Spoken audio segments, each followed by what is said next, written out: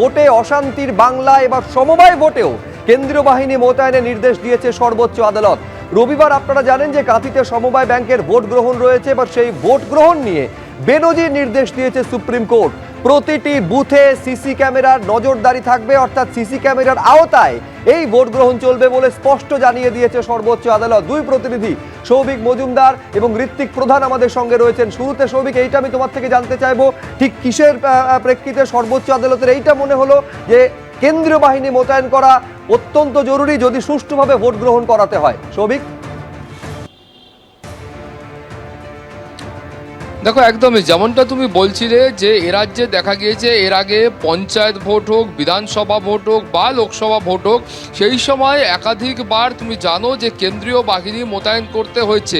কিন্তু তুমি দেখতে পাচ্ছ যে সমবায় নির্বাচন, একটা সমবায় নির্বাচনেও যখন কেন্দ্রীয় বাহিনী মোতায়েন করতে হয় তখন কিন্তু আইন শৃঙ্খলা এবং পুলিশের ভূমিকা, সেটা নিয়ে স্বাভাবিকভাবেই বিরোধীরা একটা প্রশ্ন তোলেন। এবং এই যে সমবায় নির্বাচন, কাঁথি সমবায় ব্যাংকের, সেটাও কিন্তু এর ব্যতিক্রম নয়। তুমি জানো যে এই সমবায় ব্যাংকের ক্ষেত্রে যে কেন্দ্রীয় বাহিনী মোতায়েন করার নির্দেশ দেওয়া হয়েছে, সেখানে খুব স্পষ্ট করে বলা হয়েছে যে কাঁথি 1, 2, 3, 4 এবং তার পাশাপাশি এগরা 8, এই 5টি ভোটগ্রহণ কেন্দ্রের জন্য কেন্দ্রীয় বাহিনী মোতায়েন করতে হবে।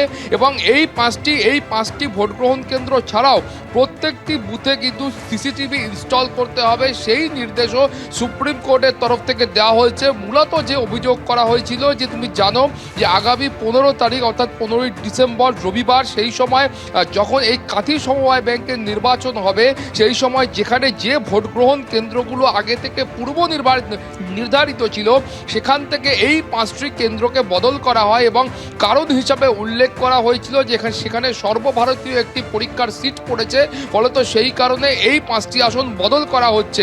এখন এই আশঙ্কা প্রকাশ করে সুপ্রিম কোর্টে মামলা হয় যে যেখানে ওই 5টি আসনের বিকল্প জায়গায় ভোট গ্রহণ হবে, সেই এলাকাগুলো একটু স্পর্শকাতর এলাকা এবং সেই এলাকাতে এর আগেও একাধিকবার বড় ধরনের গণ্ডগোল হয়েছে, এই ধরনের নজির আছে বলে দাবি করা হয়েছিল।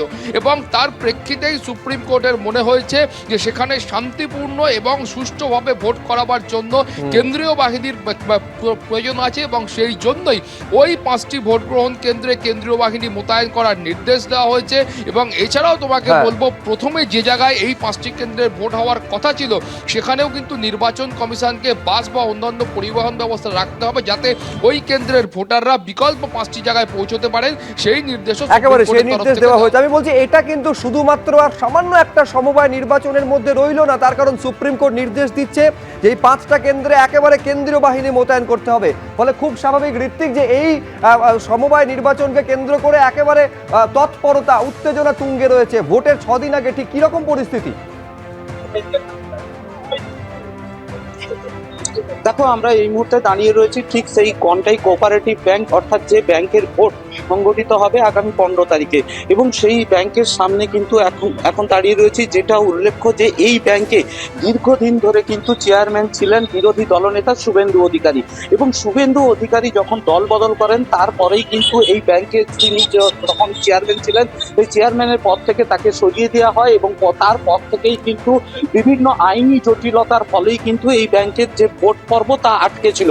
এবং সেই ভোট পর্ব আগামী 15 তারিখ হতে চলেছে, এবং তা নিয়ে কিন্তু একদিকে তৃণমূল যেমন উচ্ছ্বসিত, তেমনই কিন্তু বিজেপি শিবির উচ্ছ্বসিত। কারণ এখানে বিজেপি চাইছে যে শুভেন্দু অধিকারী আগে তার যে পজিশনে ছিল এই ব্যাংকে, সেই ধারাবাহিকতাকে যদি ধরে রাখতে হয় তাদের ভোটের ক্ষেত্রে তাকে টক্কর দিতে হবে, তাই তারা যথেষ্ট সচেষ্ট। এবং অপরদিকে কিন্তু তৃণমূল চাইছে যে এই ব্যাংকের যে নির্বাচন হবে সেই নির্বাচনে যাতে তারা প্রাধান্য পায় এবং তারা এখানে ক্ষমতা দখল করতে পারে, সেই দিকেই তাদের মূলত লক্ষ্য রয়েছে। এবং এটাকে কেন্দ্র করে কিন্তু দুই পক্ষই কিন্তু এখনো পর্যন্ত প্যানেল ঘোষণা করেছে, এবং আগামী 15 তারিখ কিভাবে তারা ভোট প্রক্রিয়া চালাবে, দুই দলই কিন্তু এখন যথেষ্ট প্রচারে ব্যস্ত। এই ব্যাংকের